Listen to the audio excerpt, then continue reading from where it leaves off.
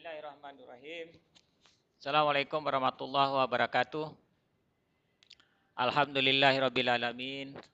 Wabihi nasta'inu ala umurud dunya waddin. Wassalatu wassalamu ala rasulillah. Wa ala alihi wa sahbihi wa mawalah. La hawla wa la quwata illa billah. Adik-adik mahasiswa yang saya banggakan, alhamdulillah pada pagi hari ini menjelang siang kita dapat berjumpa kembali lewat perkuliahan dalam jaringan. Kali ini saya menggunakan aplikasi format Factory, ya, yaitu sebuah aplikasi untuk merekam materi yang saya sampaikan sebelum mulai jam perkuliahan, dengan harapan agar mahasiswa bisa mengikuti rekaman ini terlebih dahulu beberapa menit atau setengah jam atau 40 menit, baru kemudian nanti kita akan masuk lewat Google Classroom untuk melanjutkan perkuliahan kita ini dengan membuka sesi tanya jawab, respon maupun beberapa klarifikasi lain yang berkaitan dengan pendalaman materi yang kita sampaikan pada pagi hari ini. Baik, saya mengucapkan terima kasih kepada teman-teman yang telah mengikuti perkuliahan pada hari ini. Jangan lupa nanti absen ya terlebih dahulu untuk membuktikan kehadiran saudara dalam sesi perkuliahan pada pagi hari ini. Hari ini kita akan melanjutkan perkuliahan kita dengan materi keanekaragaman hayati, atau yang kita sebut atau kita kenal dengan nama biodiversitas. Kita ketahui bahwa bangsa Indonesia itu merupakan salah satu wilayah yang secara geografis dilalui oleh garis khatulistiwa. Secara astronomis kita berada di 6 derajat lintang utara dan 14 derajat lintang selatan, 95 derajat bujur timur dan 141 derajat bujur barat.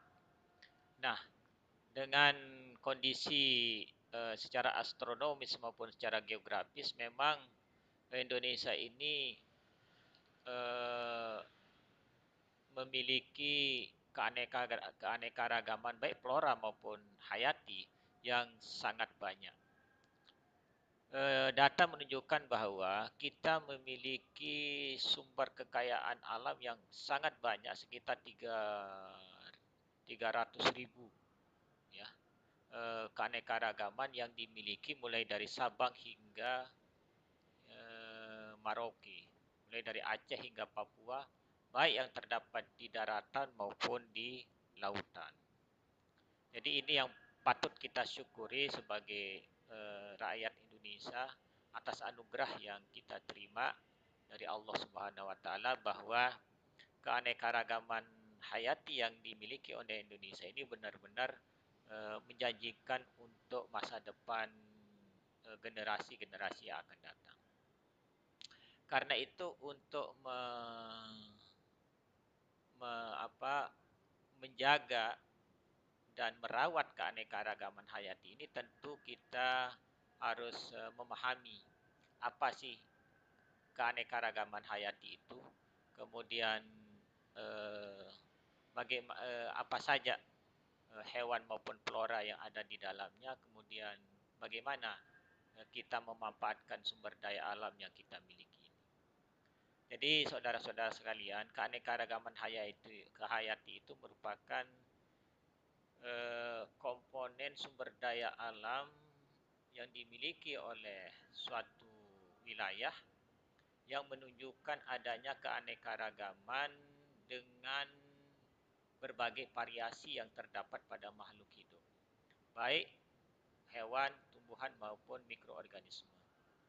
Nah, variasi yang dimaksud di sini adalah dalam meliputi warna, morfologi, struktur, bentuk, kenampakan, jumlah maupun ciri-ciri yang lain yang nampak pada makhluk tersebut. Karena itu tidak ada eh, dua makhluk hidup pun yang memiliki sifat, bentuk, penampilan, jumlah, ciri dan variasi yang sama di dunia ini. Ya, jadi itulah yang kita maksud dengan variasi itu. Nah, di dalam keanekaragaman hayati itu berkembang atas 3 tingkatan. Yang pertama adalah tingkatan gen, kemudian tingkatan jenis, dan yang terakhir adalah tingkatan ekosistem. Keanekaragaman tingkatan jenis itu memiliki keanekaragaman yang timbul atau muncul karena memiliki variasi susunan gen ya, dalam suatu spesies. Jadi adanya variasi susunan gen ini yang menyebabkan timbulnya atau munculnya keanekaragaman hayati. Beberapa jenis spesies yang dapat kita amati sehari-hari itu misalnya ayam, yang kita tahu memiliki berbagai jenis ya. Muncul berbagai jenis ayam tersebut karena memang memiliki variasi susunan gen. Termasuk juga ada beberapa jenis kucing yang kita kenal di lingkungan kita. Ada kucing Anggoro berbulu panjang, kucing Siam, ada kucing Bainase, dan lain-lain.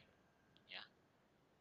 Kemudian ada tingkat jenis, itu muncul keanekaragaman ini karena adanya perbedaan makhluk hidup itu disebabkan karena tempat tinggalnya.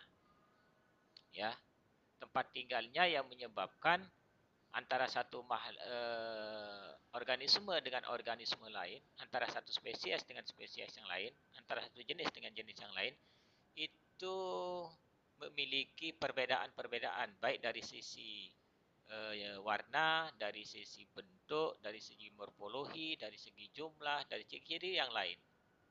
Ya, jadi boleh jadi satu spesies, ada dua makhluk hidup yang memiliki spesies yang sama, bila kemudian menghuni ekosistem atau tempat yang berbeda, itu nanti akan memunculkan variasi yang berbeda. Ya. Atau dua spesies yang berbeda, itu pada satu tempat, itu juga bisa memunculkan variasi. Ya. Jadi beberapa contoh yang terdapat di slide ini ada pohon mangga atau tanaman mangga, ada mangga madu, mangga mana lagi, ada mangga harum manis dan lain-lain, ya. Yang sekarang ini lagi musim, yaitu musim mangga. Begitu juga dengan jenis-jenis mawar, kemudian binatang atau hewan, ya, hewan-hewan yang lain, belalang, kupu-kupu. Itu memiliki tingkat keanekaragaman di tingkat jenis. Kemudian yang ketiga, keanekaragaman di tingkat ekosistem. Keanekaragaman di tingkat ekosistem ini muncul atau timbul karena adanya interaksi antara lingkungan, yaitu abiotik, dengan biotiknya atau makhluk hidupnya. Kita tahu bahwa ekosistem itu merupakan sistem, kesatuan sistem yang terdapat pada suatu tempat yang terjadi pada makhluk hidup dan terjadi hubungan timbal balik. Contoh tingkat keanekaragaman ekosistem itu adalah seperti ekosistem sungai, ekosistem laut, ekosistem danau, ya, ekosistem terumbu karang, ekosistem lamun, dan ekosistem yang lain. Ya. Nah, di sini akan nampak ada tingkat keanekaragaman hayati, mulai dari keanekaragaman tingkat genetik, keanekaragaman spesies, kemudian keanekaragaman ekosistem. Jadi pertama kali adalah keanekaragaman ini mesti mulai dari keanekaragaman di tingkat gen, variasi susunan gen pada setiap makhluk hidup itu akan memunculkan keanekaragaman. Kemudian keanekaragaman spesies juga itu akan terbentuk ya berdasarkan tempatnya. Nah, kemudian keanekaragaman ekosistem itu juga eh, terbentuk itu akibat daripada munculnya interaksi pola interaksi antara lingkungan dengan makhluk hidup. Nah, ini contohnya tadi ayam, kemudian kalau di flora itu berbagai jenis bunga, bisa lihat dari warnanya, morfologinya, strukturnya, dan lain-lain. Sama tadi, ini contoh keanekaragaman di tingkat spesies ya.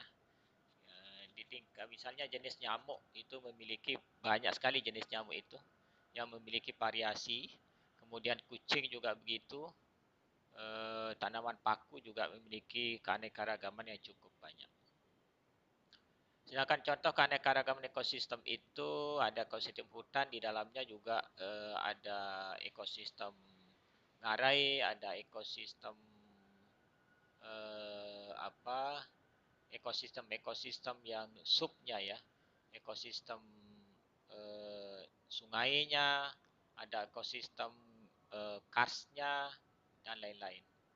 Ekosistem rawa, kemudian ada ekosistem air laut atau terumbu karang, ekosistem gurun, ekosistem air tawar, kemudian ada ekosistem payau ya atau muara dan lain-lain. Nah, keanekaragaman hayat Indonesia itu memiliki keunikan tersendiri. Hal ini ditandai dengan beberapa hal. Yang pertama adalah adanya fauna bertipe oriental, australis, dan peralihan. Nah, fauna bertipe oriental ini sangat dipengaruhi oleh kondisi-kondisi atau keberadaan fauna yang ada di Semenanjung Malaya, Filipina, Papua Nugini, ya. Nah, itu orientalnya, oriental. Kemudian nanti akan kita sebutkan beberapa binatang, terutama binatang-binatang atau hewan yang bertubuh agak besar, seperti yang terdapat di Sumatera, Kalimantan maupun Jawa.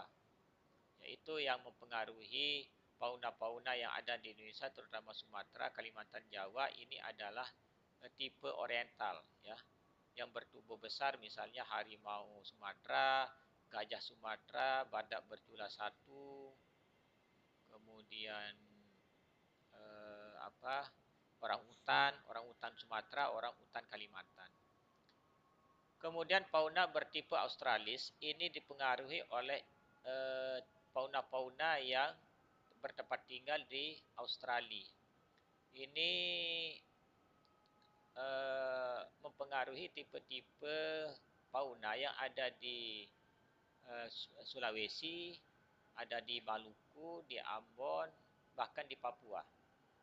Sedangkan peralihan ini nanti akan mempengaruhi tipe-tipe fauna yang ada di Nusa Tenggara, ya, terutama di Nusa Tenggara. Kemudian keunikan yang lain itu ditandai dengan flora yang bertipe Malaysiana. Nah, seperti yang saya katakan tadi, Malaysiana itu ada 4 di sini yang disebut Malaysiana: Indonesia, kemudian Semenanjung Malaya, Filipina, Papua Nugini. Nah, ini yang dimaksud dengan Malaysiana. Karena ini nanti hewan-hewan maupun flora-flora yang ada di Indonesia, Semenanjung Malaya, kemudian Filipina dan Papua Nugini ini memiliki kemiripan-kemiripan, ya. Kemudian ditandai dengan adanya hewan maupun tumbuhan yang endemik, ya, yaitu endemik ini adalah hewan maupun tumbuhan yang hanya berada atau bertempat tinggal di suatu tempat yang tidak ditemukan di tempat yang lain. Kemudian ada hewan dan tumbuhan yang sudah langka, yang sudah mendekati kepunahan. Nah, ini yang perlu menjadi perhatian kita semua, mahasiswa, dosen maupun pemerintah.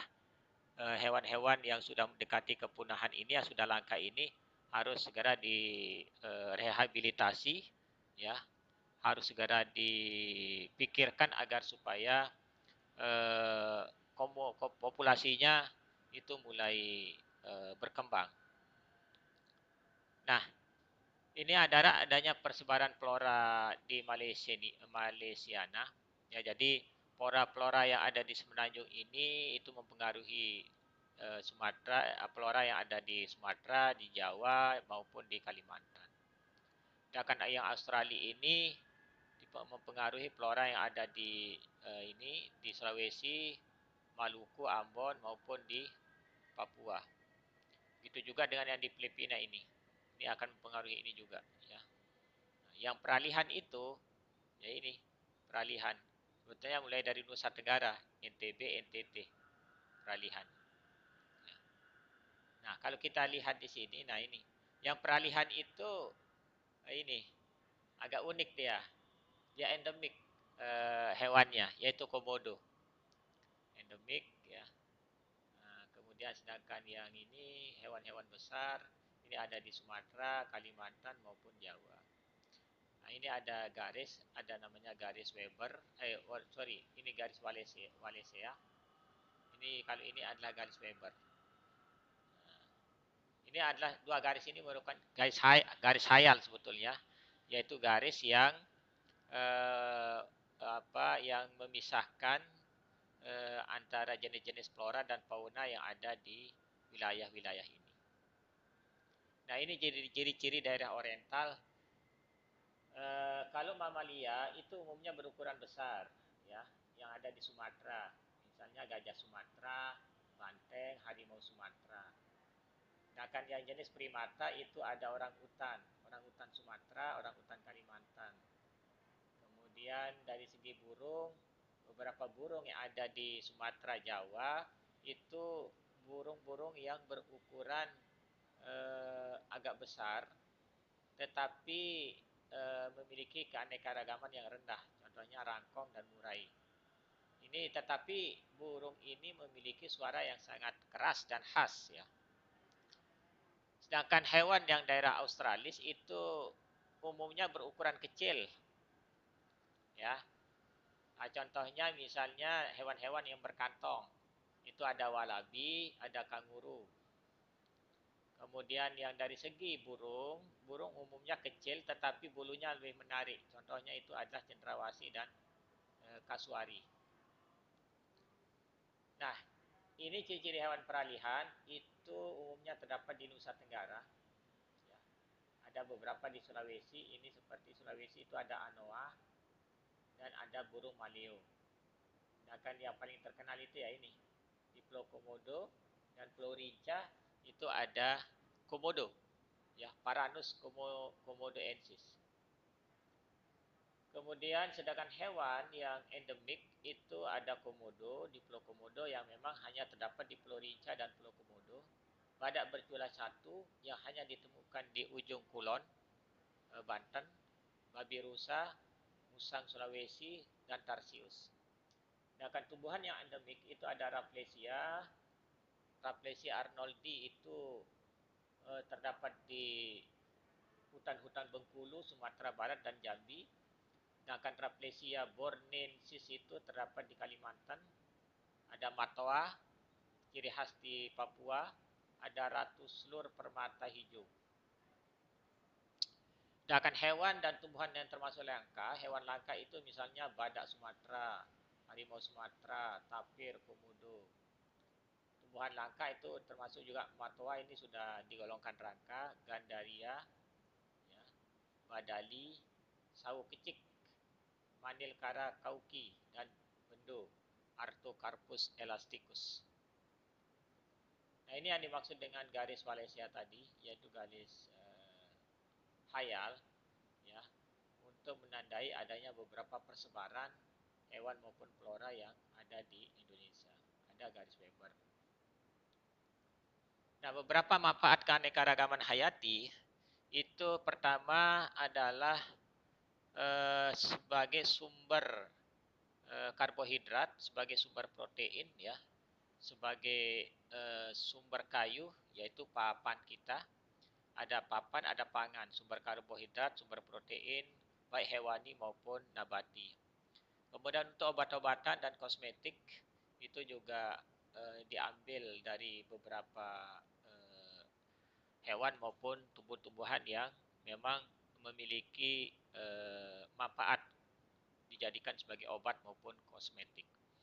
Kemudian yang masih yang masih berada di dalam hutan kita sebagai cadangan untuk masa yang akan datang itu yang kita kenal dengan nama plasma nutfah atau sumber gen yang masih tersembunyi di hutan maupun di tempat-tempat tertentu di seluruh Indonesia.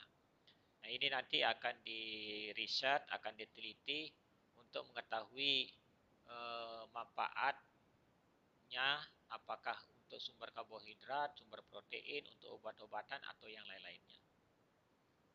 Kemudian ada sebagai sarana pengembangan ilmu pengetahuan, pendidikan, rekreasi maupun wisata untuk manfaat dari aspek sosial dan budaya itu juga sebetulnya adalah untuk rekreasi. Kemudian penyebab hilangnya keanekaragaman hayati ini harus diantisipasi ya untuk yang akan datang supaya tidak lagi sumber daya alam kita ini terutama flora dan fauna tidak mengalami degradasi apalagi hilang ya. Penyebab beberapa hilangnya keanekaragaman hayati itu adalah rusaknya habitat tempat hidup makhluk hidup itu sendiri. Nah, kalau habitatnya sudah rusak, sudah hilang, maka tentu ekosistem itu tidak bisa melakukan interaksi, tidak bisa berfungsi sebagaimana fungsi sebenarnya, yaitu terjadinya interaksi antara hubungan timbal balik antara faktor abiotik dan faktor biotik. Kemudian adanya introduksi atau memasukkan spesies-spesies baru ke wilayah yang telah dihuni oleh spesies lokal. Nah, ini umumnya spesies yang baru yang diintroduksi itu lebih kuat dibandingkan dengan spesies lokal. Sehingga spesies lokal ini umumnya kalah sehingga lama-kelamaan bisa punah. Contohnya penggunaan padi unggul. Dulu nenek moyang kita itu menggunakan jenis padi yang biasa. Tetapi kemudian dengan perkembangan populasi manusia yang begitu cepat, didukung dengan teknologi, ilmu pengetahuan dan teknologi, maka kemudian ditemukanlah bibit padi jenis unggul yang unggul terhadap produksi, tahan hama dan penyakit, kemudian memiliki umur yang lebih pendek untuk dipanen. Ya. Sehingga ini yang menyebabkan punahnya padi tradisional. Ya.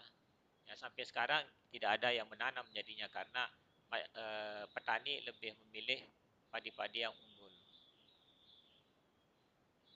Kemudian degradasi habitat, yaitu kerusakan habitat karena polusi atau pencemaran. Baik terjadinya hujan asam, eutrofikasi, yaitu pengayaan pengayaan daripada sisa-sisa fosfat atau sisa-sisa hasil kegiatan pertanian maupun peternakan yang ada di hulu, kemudian nanti akan mengendap di sebuah badan sungai atau mengendap di badan air, sehingga nanti menyebabkan timbulnya atau tumbuhnya enceng gondok secara besar-besaran. Nah, munculnya tanaman enceng gondok di sebuah perairan itu menandakan adanya eutrofikasi, ya. Kemudian adanya efek rumah kaca. Kemudian terjadinya eksploitasi secara berlebihan, kemudian industrialisasi kehutanan dan perikanan, dan adanya perubahan iklim global, baik El Nino maupun El Nino. Ada beberapa usaha pelestarian keanekaragaman hayati yang telah dilakukan yaitu melalui konservasi. Yang pertama itu adalah cagar alam. Ya, bisa dibentuk cagar alam yaitu kawasan suaka alam yang memiliki tumbuhan, hewan, ekosistem yang khas sehingga perlu dilindungi. Contohnya adalah cagar alam hutan pinus jantoi di Aceh, kemudian cagar alam Lembah Anai di Sumatera. Ada juga Suaka Marga Satwa, yaitu kawasan suaka alam yang memiliki ciri khas berupa keanekaragaman dan keunikan jenis satwa hewan yang untuk kelangsungan hidupnya dapat dilakukan pembinaan terhadap habitatnya. Ada taman nasional, ya, kawasan pelestarian alam yang memiliki ekosistem asli yang dikelola dengan sistem zonasi. Taman ini umumnya dimanfaatkan untuk tujuan penelitian, ilmu pengetahuan, pendidikan, rekreasi, dan pariwisata. Ada taman wisata, ada taman buru. Taman buru ini adalah memang khusus diperuntukkan bagi orang-orang yang memiliki hobi berburu hewan maupun tanaman-tanaman tertentu. Kemudian pemerintah juga bisa menekan hilangnya flora dan fauna ini dengan menerbitkan peraturan perundang-undangan atau keputusan presiden, ya, untuk melindungi flora dan fauna Nusantara. Oke, saya kira demikian konsep-konsep materi yang berkaitan dengan keanekaragaman hayati. Mungkin ada beberapa waktu kita untuk berdiskusi. Silakan berikan tanggapan, masukan, atau mungkin klarifikasi yang terkait dengan materi kita pada siang hari ini. Saya kira itu dulu yang bisa saya sampaikan. Silakan kalau ada pertanyaan saya tunggu. Kemudian nanti saya akan respon lewat Google Classroom. Saya kira demikian. Untuk sementara saya akhiri dulu. Sekian. Assalamualaikum warahmatullahi wabarakatuh.